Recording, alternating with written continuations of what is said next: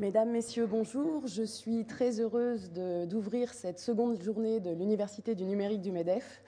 Et je vais tout de suite céder la parole à Madame Axelle Lemaire, secrétaire d'État chargée du numérique. Madame la Ministre.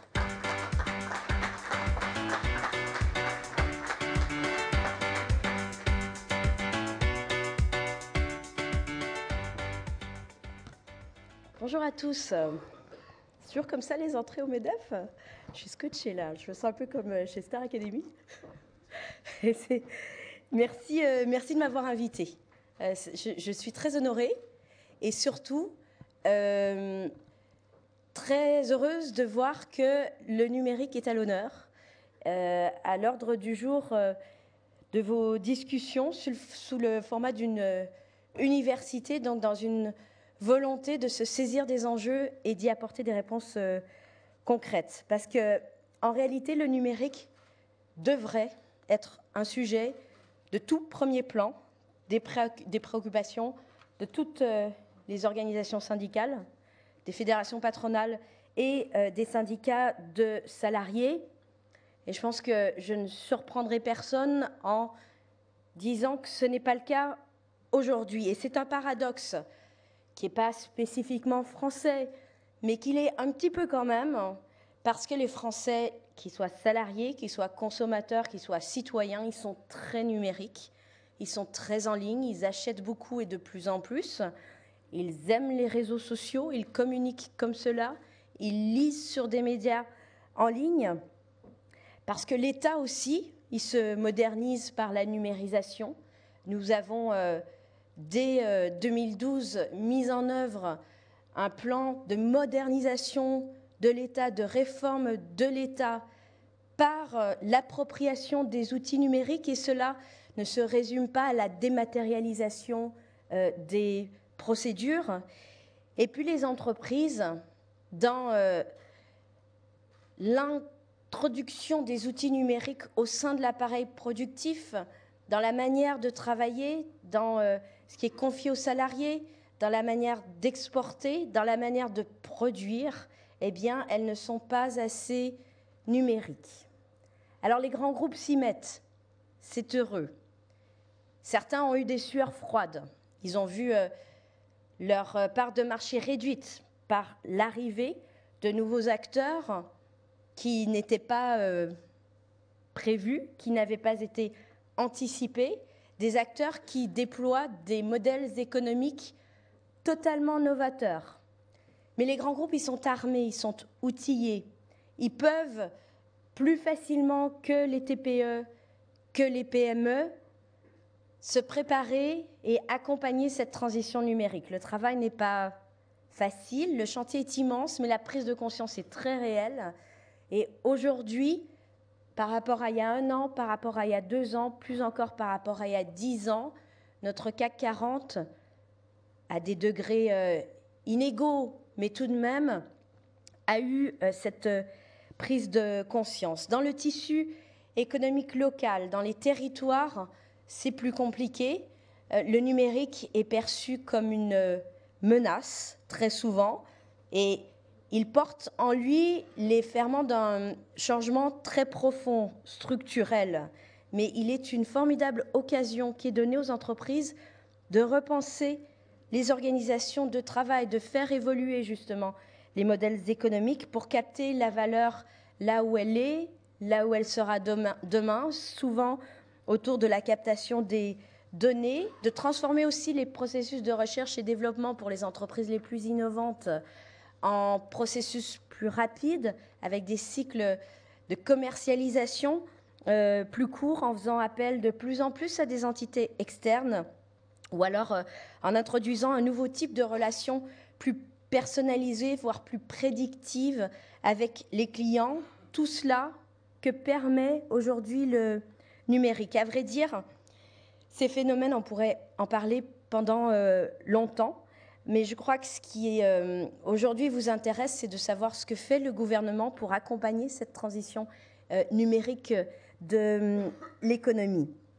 J'ai envie de commencer par l'Europe, parce que dans l'économie internationalisée qui est celle d'aujourd'hui, Des continents se sont affirmés. On voit poindre l'arrivée de nouveaux géants du net en Asie. Mais sur les 10 dernières années, ce sont les équipementiers asiatiques qui ont emporté la mise essentiellement, si on pense au monde selon la théorie des avantages comparatifs. Aux États-Unis, l'écosystème d'innovation est très développé dans le B2C, dans le business to consumers, dans la relation de grande distribution avec les clients, dans les applications, le software. Eh bien, qu'est-ce que l'Europe? Qu'est-ce que l'avantage comparatif de l'Europe? C'est son industrie. Son industrie, la révolution industrielle, elle est née ici. L'Europe a la chance d'avoir un tissu industriel très diversifié. Nous sommes présents sur tous les secteurs et c'est particulièrement vrai de la France. Je parle de l'industrie, je pourrais aussi parler de l'agriculture. Nous avons une force de frappe industrielle extraordinaire si ce tissu industriel se numérise. Alors ça ne veut pas dire que nous n'avons pas de champions européens, en tout cas des jeunes pousses en devenir qui ont véritablement le potentiel d'être leaders sur les marchés mondiaux avec cette règle souvent propre au numérique qui est le premier remporte la mise. The winner takes it all, diraient les anglo-saxons. Mais ces exemples de réussite européenne, ils sont encore trop peu nombreux. Et dans ce domaine où tout est encore à construire, j'avoue que j'aimerais que nous ne cédions pas à la tentation collective du French bashing. Ça devient galvaudé de le dire, mais je vous assure que pour quelqu'un qui a passé plus de la moitié de sa vie à l'étranger, c'est un fait, ce French bashing, il vient le plus souvent des Français. Lorsqu'il vient d'étrangers, d'investisseurs, d'entrepreneurs, c'est souvent du fait d'une grande méconnaissance de la réalité économique de notre pays et de son potentiel d'innovation. Donc j'aimerais que tout le monde s'accorde dans cette salle pour dire que lorsqu'il s'agit de numérique, la compétition, elle n'est pas avec le marchand de chaussures au bout de la rue, elle est avec le marchand de chaussures en ligne qui bien souvent n'est pas domicilié en France. La compétition, elle est internationale et c'est l'équipe de France du numérique qui doit partir ensemble à la conquête de ces marchés internationaux. Alors pour cela, il faut que l'Europe, elle fasse comme les startups son pivot. Là aussi, la prise de conscience, elle est là, elle est très réelle.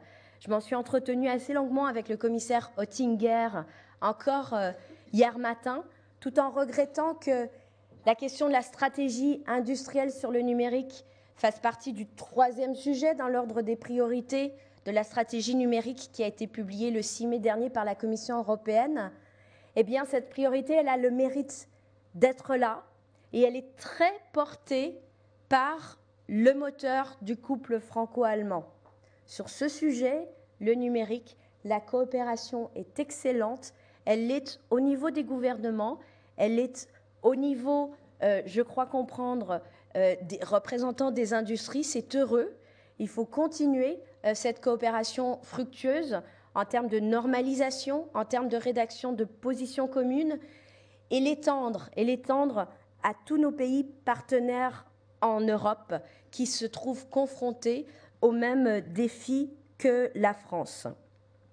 C'est en réponse à ces défis que le président de la République a lancé le 14 avril dernier le plan Industrie du futur, le projet Industrie du futur. C'est la 2e phase des 34 plans de la nouvelle France industrielle qui avait été lancée dès 2012. On ne réinvente pas la roue, on l'a fait rouler un peu plus vite. Alors, les plans sont morts, vivent les solutions, puisque l'approche adoptée, elle est véritablement de faire ressortir de cette stratégie totalement focalisée sur les solutions pour l'industrie du futur, à apporter des propositions très concrètes qui peuvent être mises en œuvre rapidement. L'ambition, elle est bien d'amener chaque entreprise à franchir un pas sur la voie de la modernisation de son outil industriel et de la transformation de son modèle économique. Parmi les 9 solutions qui font partie de ce projet Usine du futur, il y en a 3 qui sont exclusivement numériques. Il y a du numérique partout. En réalité, le numérique, il est partout. Il ne faut plus le penser comme une filière. Et je dis ça avec tout le respect que je porte à Guy Mamoumani. Je crois qu'il serait d'accord avec moi. Il faut le penser comme un outil de transformation beaucoup plus global. Mais dans ces trois plans exclusivement numériques, nous avons rationalisé autour des sujets les plus cruciaux qui vont être structurellement fondateurs pour l'économie numérique. D'abord, la solution économie des données. Nous savons qu'en ce secteur, le marché sera énorme. Aujourd'hui, dans la Silicon Valley, toute la recherche porte sur la data. Un exemple, le cloud computing, j'aime bien dire l'info nuagique. On dit parfois en France l'informatique en nuage, info nuagique. Je trouve que c'est joli, un peu poétique et ça vient du Québec. Eh bien, le cloud, il connaîtra une croissance de 20% par an sur le marché mondial dans les prochaines années. Et puis, le big data, les mégadonnées, là aussi que je préfère appeler les mégadonnées intelligentes, le smart data, il représentera en 2020 9 milliards d'euros. Et il se trouve que nous avons en France la chance de disposer d'une filière qui est en forte expansion, dans ce secteur qui est appuyé par une excellence française, là aussi historique traditionnellement, qui est l'excellence française en mathématiques, en statistiques, en informatique, qui trouve pleinement à se déployer dans le domaine du numérique. Le second plan, c'est la solution objet intelligent, ce qu'on appelle les objets connectés, mais pas uniquement. La France a très certainement un vrai vivier de start-up, de jeunes entreprises très innovantes dans ce domaine. Son savoir-faire, il a pu être montré au CES de Las Vegas, au Consumer Electronics Show. Désormais, il est incontesté, Netatmo, Parrot, Sigfox, Withings, mais il faut passer à l'échelle, y compris pour ces entreprises. Et puis, il faut aider tous les secteurs à s'approprier le potentiel du marché des objets connectés. Le chiffre est désormais connu, ils seront 80 milliards d'ici 2020. Ils peupleront notre quotidien dans la santé, dans les transports, dans les paiements. Et puis, au-delà des objets connectés de grande consommation, là aussi, l'enjeu, il est bien d'accélérer les cycles d'innovation pour les entreprises en mettant en place des moyens mutualisés qui permettent d'accéder à la conception, à la production d'objets innovants et à leur appropriation par les acteurs industriels. C'est tout le sens de l'inauguration qui sera faite demain avec le président de la République à Angers de la Cité des objets connectés. C'est de créer un espace qui soit ouvert et qui permette en particulier aux PME de venir sur place, tester, prototyper avant une production de masse, ce passage à l'échelle qui permettra une plus grande commercialisation. Cette mutualisation des outils de production, attention, je n'ai pas parlé de collectivisation, nous sommes à l'heure du numérique, et bien cette mutualisation, je crois qu'elle peut être une des pistes pour les TPE, PME industrielles dans nos territoires. Le troisième projet, c'est la confiance numérique. Confiance numérique dans un monde où les menaces informatiques sont de plus en plus grandes, elles se multiplient à tous les niveaux. Or, là aussi, en matière de cybersécurité, nous avons des entreprises en France qui maîtrisent parfaitement les technologies. Piratage, espionnage industriel, attaques dématérialisées contre les intérêts des entreprises, contre les intérêts nationaux aussi, sont des menaces qu'il faut non seulement neutraliser, mais qu'il faut savoir anticiper. Et pour cela, il faut soutenir un marché qui est évalué à 140 milliards d'euros en 2013, qui concerne directement 40 000 emplois, et ce, rien qu'en France. Et je peux vous dire que lorsque je rencontre des représentants d'entreprises étrangères, des investisseurs étrangers, l'un des sujets qui les intéresse le plus, c'est celui de la cybersécurité, parce que L'offre technologique est là et le marché sera là. Et sur ce domaine, comme sur tous les autres, l'Europe, c'est notre chance. C'est au niveau de l'Europe que nous devons travailler à harmoniser les normes, à standardiser ces normes qui s'appliquent aux technologies actuelles.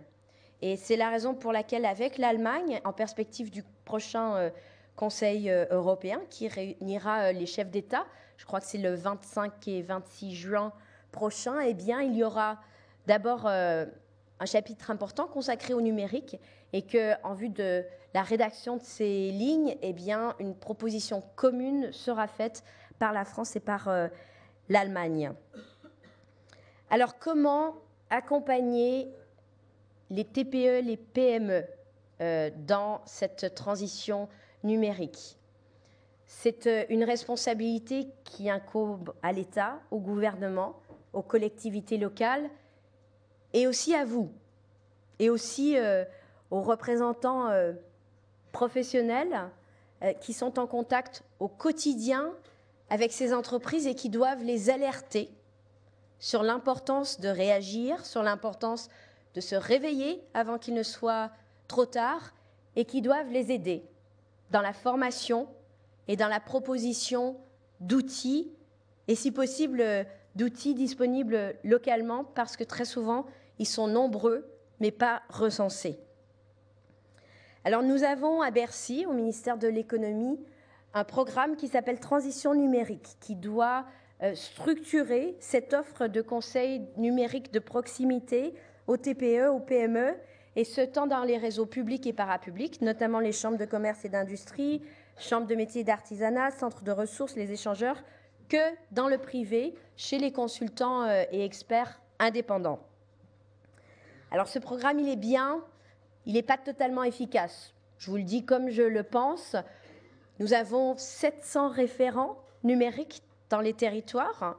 C'est une présence qui est essentielle puisqu'il faut être au plus près des besoins des entreprises, avec des résultats en matière de formation, mais qui sont insuffisants au regard des enjeux.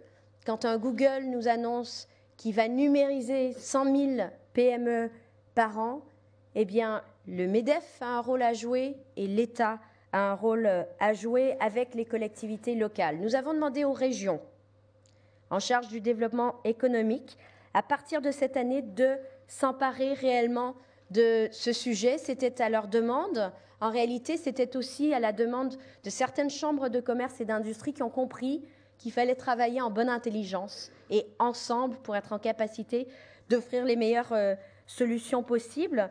Et les régions prépareront désormais des plans régionaux de transition numérique qui définiront à l'échelle régionale les enjeux, les mesures d'accompagnement en fonction des besoins exprimés. Le rôle de l'État, au-delà des programmes que je vous ai présentés, c'est de faire que notre pays soit connecté. Connecté, ça veut dire avec des tuyaux dans tous les territoires. On dit parfois que la France est en retard sur le plan du déploiement numérique. Quand on regarde les statistiques aujourd'hui, nous sommes dans la bonne moyenne. Quand on regarde le niveau d'investissement public et privé prévu sur les 10 prochaines années, le plan France Très Haut Débit, qui est porté depuis 2012 par le président de la République, qui est le plus grand chantier d'infrastructure de ce quinquennat, qui a permis de doubler le budget public consacré au déploiement de la fibre optique dans les territoires, eh bien ce plan, il donnera 5 années d'avance à la France par rapport à ses voisins européens. Ce sont 3,5 milliards d'euros qui lui sont consacrés, qui ont été votés en loi de finances. C'est 3,5 milliards d'euros qui est apporté par les collectivités locales et toutes sont au rendez-vous. Je vais vous dire, de toute façon, elles n'ont pas le choix parce que les électeurs les attendent au tournant. Et ce sont 12 milliards d'euros au moins qui sont déjà investis par les opérateurs de télécommunications. Soit un plan de plus de 20 milliards d'euros qui permettra d'apporter à plus de 80% du territoire l'accès à la fibre jusqu'à l'abonné, Fiber to the Home. Aujourd'hui, ce sont 88 départements qui ont déposé des demandes de subvention à l'État auprès de la mission France Très Haut Débit. D'ici la fin de l'année, ils seront sans doute tous présents au rendez-vous du très haut débit. Alors un autre enjeu, c'est celui de la diffusion des usages. C'est bien de connecter le pays, mais si c'est pour utiliser une messagerie électronique ou regarder des contenus vidéo, cela ne sert à rien d'avoir la fibre optique. Non, il faut savoir comment utiliser ces tuyaux, quel contenu y apporter. Et c'est là que les entreprises innovantes peuvent montrer la voie. J'ai lu ça et là que la French Tech, dont le succès est reconnu, c'est déjà un bon point de départ, serait un pur outil marketing, un pur outil de communication. Si vous venez des régions, si vous êtes ancré dans vos territoires, chacun que vous êtes en France, je crois que vous serez d'accord avec moi pour constater que c'est bien plus qu'un outil marketing, la French Tech. La French Tech, ça a été le réveil des entrepreneurs menés par les startups qui veulent faire de l'innovation une priorité et une urgence pour notre pays. Des personnes qui n'entraient pas dans le radar, et soyons honnêtes, des institutions de l'État et des collectivités locales, comme du MEDEF, tout d'un coup, sont sortis comme des champignons en nous disant « je veux entreprendre, je veux contribuer à la réussite de mon pays, j'en serai fier ». Cet esprit de la French Tech, il a été porté par des collectivités locales qui se sont très engagées. Derrière chacun des dossiers de labellisation French Tech, il y a des engagements d'investissement dans l'urbanisme avec la construction de lieux, de bâtiments totems qui permettront d'accueillir les entreprises innovantes. Il y a l'engagement à créer des incubateurs et des accélérateurs de ces entreprises innovantes.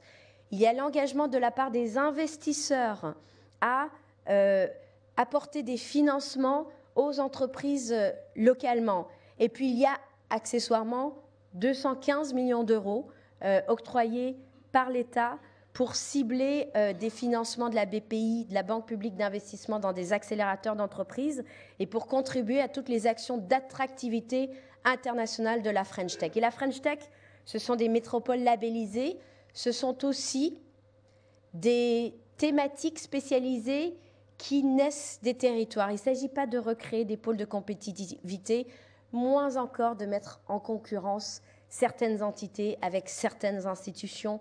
Surtout pas.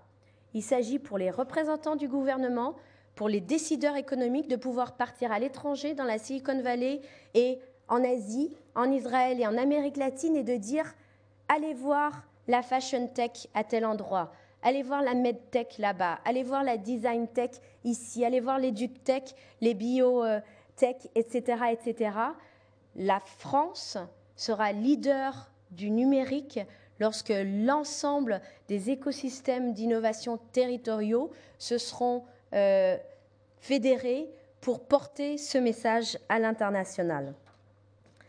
Nous avons mis en place énormément d'outils de financement en matière d'innovation.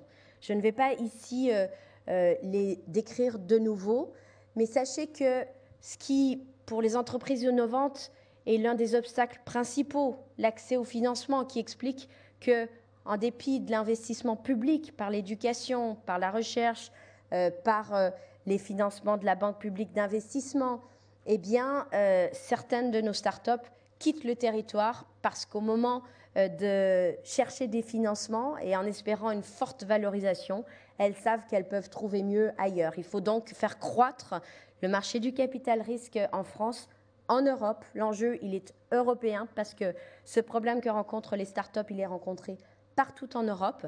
Et puis, il faut aussi harmoniser le marché européen pour qu'une entreprise dans le commerce électronique, notamment, ne se heurte pas à des obstacles réglementaires dans 28 pays de l'Union. Mais pour la France, je prône l'innovation ouverte. Alors, c'est peut-être éloigné des préoccupations des chefs d'entreprise, TPE, PME au quotidien.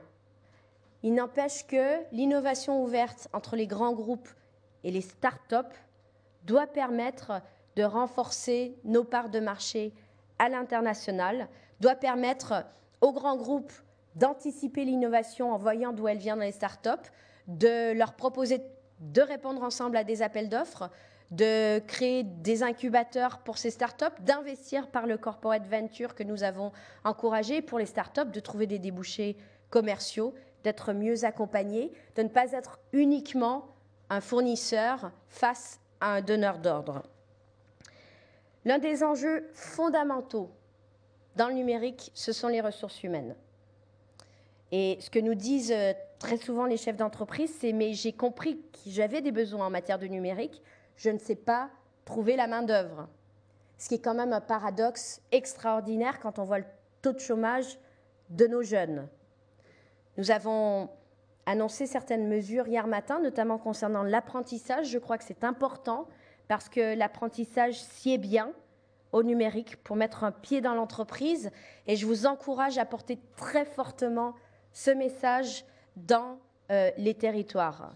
Mais c'est pour répondre modestement, mais il faut agir, nous avons le devoir d'agir à ce paradoxe que le président de la République a annoncé la création de la grande école du numérique. Alors, est-ce que c'est une grande école? Oui, c'est une grande école parce qu'elle sera partout en France, elle sera très ouverte et elle répondra au défi qui est le plus beau, qui est celui de mettre les jeunes dans l'emploi. D'ici la rentrée, à l'automne, nous souhaitons labelliser 50 fabriques du numérique qui seront des grandes écoles, qui sont portées à l'initiative d'associations, à l'initiative d'entreprises privées, d'écoles de la seconde chance, d'universités. Je vais vous dire, quel que soit le format, quelle que soit la qualification du jeune concerné, quelle que soit son histoire, s'il est doué dans le numérique, s'il a du talent, s'il est motivé, il faut savoir aller le chercher. Ces formations, elles seront courtes et professionnalisantes, 3, 6, 9, 12, 18 mois au maximum, et elles permettront au final de recevoir ce label Grande École du numérique, donné par l'État pour mettre les jeunes dans l'emploi. Alors j'ai envie de terminer sur un mot qui est celui de la responsabilité, responsabilité collective et à partager. Je lis là aussi, ça et là, que les syndicats de salariés sont très en retard, qu'ils ne comprennent pas les enjeux du numérique, qu'ils continuent à avoir des réflexes défensifs, des approches sectorielles, au final, qui se tirent une balle dans le pied. Je ne pense pas que ça soit un discours très constructif. Moi, ce que j'aimerais, c'est qu'on utilise le numérique comme une chance, une opportunité pour repenser le dialogue social. La copie est vierge. Faites des propositions. Dites-nous comment le construire, ce New Deal social. Dites-nous comment préparer les nouvelles formes de salariat. Dites-nous comment accompagner la transition numérique pour qu'elle ne se transforme pas en une précarisation plus grande encore des travailleurs qui ne sont pas formés, qui n'ont pas accès à la formation initiale et à la formation continue, pour que la fracture ne s'accroisse pas entre des catégories qui auraient accès à la science du numérique et d'autres qui la subiraient. Cette responsabilité, elle est collective. Nous avons fait beaucoup pour encourager les entreprises dans ce pays.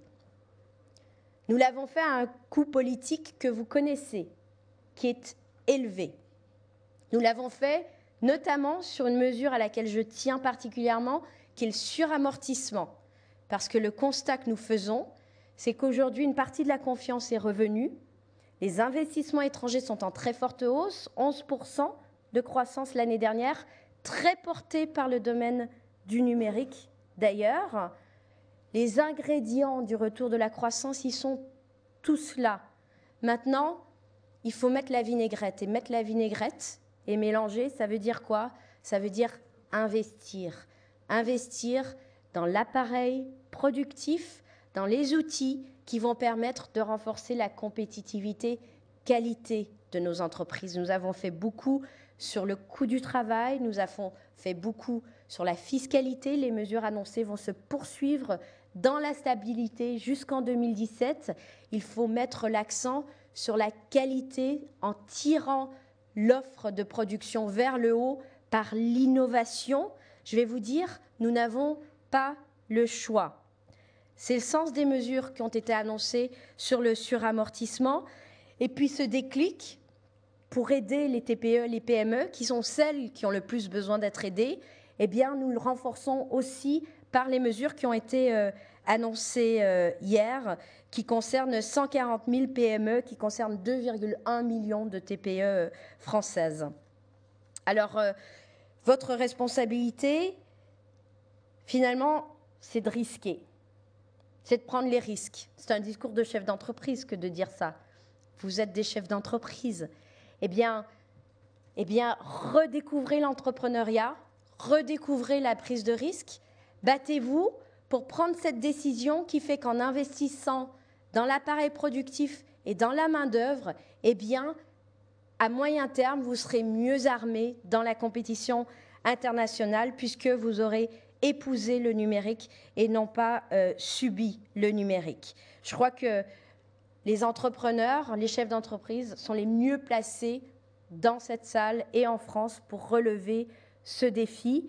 Si les salariés l'ont fait ou sont en train de le faire, si l'État et les administrations locales comme centrales sont en train de le faire, eh bien c'est au tour des entreprises accompagnées par l'État de relever ce défi du numérique. Vous aurez compris la détermination du gouvernement en ce domaine. J'espère pouvoir compter sur votre mobilisation. Je vous remercie et très bonne journée.